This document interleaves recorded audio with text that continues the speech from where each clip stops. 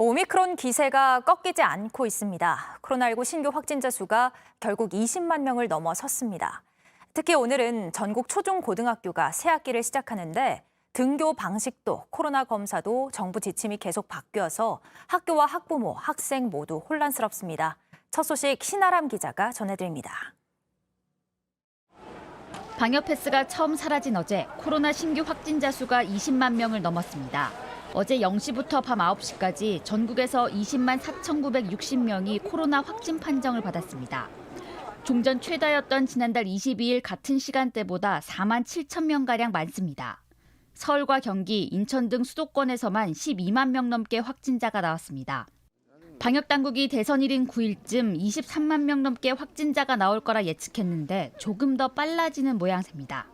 코로나 확산 추이를 보여주는 사이트에선 우리나라가 전 세계에서 신규 확진자가 가장 많이 나온 것으로 집계됐습니다. 이런 가운데 오늘 학교 대부분이 새학기를 맞이해 문을 엽니다. 그런데 학교마다 코로나 음성 여부를 확인하는 검사나 등교 지침이 다르고 이마저도 계속 바뀌고 있습니다. 권고라고는 하는데 거의 매일같이 하고 있고 올리지 않으면 또 연락이 와요. 학부모 알림이가 자주자주 와서 수시로 확인을 해야 돼요. 교육부는 신속 항원 검사에서 음성이 나와야 학교에 갈 수 있다고 했다가 며칠 뒤엔 신속 항원 검사가 의무가 아니라고 밝혔습니다. 개학을 약 열흘 앞두고 학교장 재량에 따라 원격 수업을 결정하라고도 했습니다. 아무래도 그런 지침들이 계속 바뀌면 혼란스러울 수밖에 없고요. 그래서 학교에서나 어디에서 이런 지침들을 계속 제공을 잘 해주셔야지 잘 인지할 수 있을 것 같은데. 원격 수업으로 갑자기 전환하는 학교가 속출할 것으로 보여 학교와 학부모, 학생들의 혼란은 이어질 전망입니다. JTBC 신아람입니다. 어제부터는 방역 패스가 사라졌고 동거 가족이 확진돼도 격리할 의무가 없어졌습니다. 그만큼 편해지긴 했지만 걱정되는 것도 사실인데요. 현장이 어떻게 바뀌었고 시민들의 생각은 어땠는지 박민규 기자가 보도합니다. 점심시간 서울 연남동의 한 식당입니다. QR코드를 찍지 않고 바로 자리에 앉습니다. 접종 확인이 사라진 겁니다. 카페도 마찬가지입니다. 일단은 손님들도 좀 불편함 없이 들어오죠. 훨씬 편해. 굳이 핀잔을 들을 일도 없으니까 좋은 것 같아요. 취재진이 돌아보니 대부분 편해져서 좋다는 반응. 그러나 이번 조치로 매출이 늘어날 거란 기대는 찾아보기 힘들었습니다. 성인 접종 완료율이 96%로 미접종자 수요가 그렇게 많지 않기 때문입니다. 신경 덜 쓰고 좀 편하죠. 시간이 풀려야지 이 방역 패스가 해제된다 안 한다 그건 아무 의미가 없는 것 같아요. 방역 패스가 사라지면서 접종 유인책으로서의 역할이 사라진 건 걱정스럽습니다.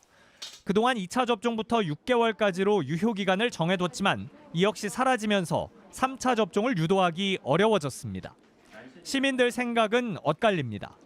대인관계도 잘 못할 뿐더러 그래서 더 접종을 했던 건데 이런 상황에 누가 접종을 할까 그런 생각이 더 크게 드네요.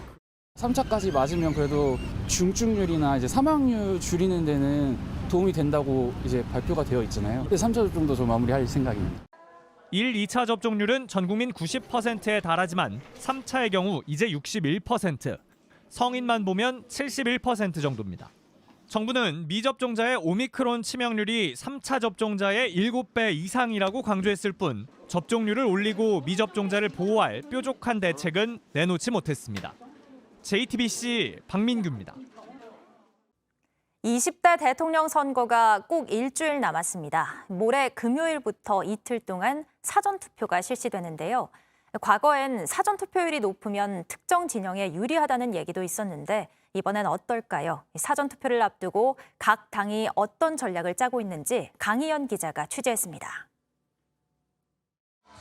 민주당 이재명 후보와 국민의힘 윤석열 후보는 사전투표 첫날인 4일 나란히 투표에 나섭니다. 저도 사전투표할 겁니다. 전국에 어디서나 아무 때나 할 수 있으니까 여러분 한 분도 빠지지 말고 사전투표해 주시고 3월 9일 당일만 투표하셔서는 이기기 어렵습니다. 여러분이 투표하시면 저희는 이기고 나라를 바꿀 수 있습니다. 여러분. 박빙 판세 속에서 양측 모두 최대한 많은 지지층을 사전투표장으로 끌어오겠다는 전략입니다. 특히 민주당은 이전 선거 결과를 주목합니다. 민주당이 180석을 얻어 압승했던 지난 2020년 총선에서 사전투표율은 역대 최고였습니다. 문재인 대통령이 당선됐던 지난 19대 대선 때도 사전투표율은 역대 두 번째로 높았습니다. 특히 진보 성향이 강한 2030 세대가 사전투표에 많이 참여한 게 주요했다는 분석입니다. 높은 사전투표율이 곧 승리 방정식의 해법이란 겁니다. 선대위 관계자는 상대적으로 민주당 지지층이 사전투표에 적극적인 편이라고 주장했습니다. 반면 국민의힘은 달라진 지지 성향에 주목하고 있습니다. 20대 남성을 중심으로 윤 후보에 대한 2030 세대의 지지세가 확장되고 있던 겁니다. 이들 세대가 대거 사전투표에 참여할 경우 오히려 윤 후보에게 유리할 거라는 게 국민의힘 주장입니다. 선대본부 관계자는 사전투표율이 높으면 높을수록 정권 교체를 바라는 표심이 더 많이 반영된 결과로 볼 수 있을 거라고 주장했습니다. 다만 정통 지지층의 참여율을 끌어올리는 게 관건입니다. 최근 여론조사에서 사전투표를 하겠다고 답한 민주당 지지자는 45.6%인 반면 국민의힘 지지자는 19.5%에 불과합니다. 코로나 상황도 변수입니다. 확진자가 늘면서 주력 지지층인 60대 이상 고령층이 투표 자체를 꺼릴 수 있기 때문입니다. 고령층에서 좀 더 공포감이 크거든요. 그것을 또 현 정권이 이용하지 않을까라고 걱정하는 것도 사실입니다. 민주당 역시 호남 등 정통 지지층 결집에 힘을 쏟고 있습니다.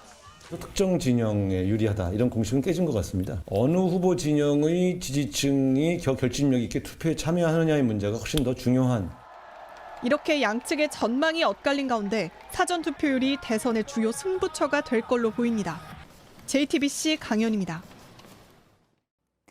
국내 게임업계 벤처 1세대인 넥슨의 창업주 김정주 NXC 이사가 향년 54세를 일기로 세상을 떠났습니다. 미국 하와이에 머물던 중 지난달 말 숨을 거둔 것으로 알려졌는데요. 온라인상에서는 추모의 물결이 이어지고 있습니다. 이도성 기자입니다. 게임 벤처 신화 주역으로 평가받던 김정주 NXC 이사가 별세했습니다. 향년 54세입니다. NXC는 어제 김 이사가 지난달 말 미국에서 유명을 달리했다며 유가족 모두 황망한 상황이라 자세히 설명드리지 못함을 양해 부탁드린다고 밝혔습니다. 김 이사가 그동안 우울증 치료를 받아왔고 최근 들어 악화한 것으로 보여 안타깝다고 했습니다. 지난 1994년 지금의 넥슨을 창업한 김 이사는 국내 게임 산업의 최전선에 있었습니다. 세계 최초로 그래픽 온라인 게임 바람의 나라를 개발해 국내 온라인 게임 산업의 틀을 만들었고 카트라이더와 메이플 스토리 등 연이어 다양한 게임을 흥행시켰습니다. 해외 시장도 개척해 우리나라를 게임 종주국으로 만드는 데 앞장섰습니다. 이후 컴퓨터 박물관을 만들고 재단을 설립해 기부 활동을 이어오다 지난해 7월 대표 자리를 넘기며 일선에서 물러났습니다. 김 이사의 부고가 전해지자 게임 이용자들은 온라인상에서 추모식을 열었고 김택진 NC소프트 대표 등 게임 업계에서 애도를 표했습니다. 정치권에서도 추모 물결이 이어졌습니다. 더불어민주당 이재명 대선 후보는 벤처 도전의 신화이자 우리나라 게임 산업을 세계적 산업으로 키워온 선구자로 평가했고 국민의힘 이준석 대표도 김 이사님의 기여를 빼고 대한민국 게임 산업의 발전을 이야기할 수 없을 것이라고 적었습니다. JTBC 이도성입니다.